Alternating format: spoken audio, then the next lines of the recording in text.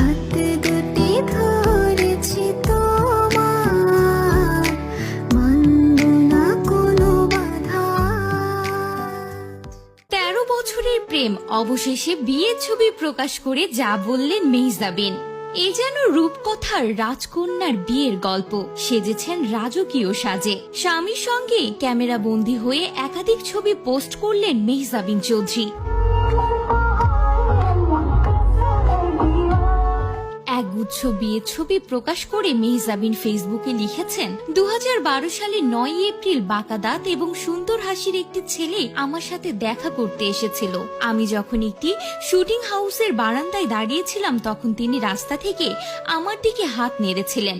আমরা মাত্র 15 মিনিটের জন্য কথা বলেছিলাম। সে চলে যাওয়ার সাথে সাথে আমি অনুভব করেছি যে আমার হৃদয়ে একটি টুকরো তার সাথে চলে গেছে।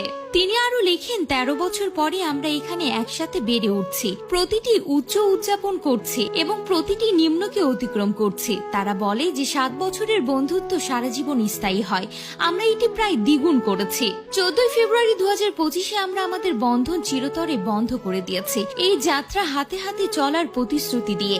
আদনান আল রাজীব, আমি তোমাকে আমার জীবনের সেরা বন্ধু হিসেবে বেছে নিয়েছি। আমরা এই নতুন অধ্যায় শুরু করার সাথে সাথে আমরা আজীবন সুখ এবং একত্রিত হওয়ার জন্য আপনার ভালোবাসা এবং প্রার্থনা চাই। বিয়ের ছবিতে দেখা যাচ্ছে কখনো স্বামীকে জড়িয়ে হাস্যজ্জ্বল মেহজাবিন, কখনো রাজকীয়ভাবে পোজ দিয়েছেন।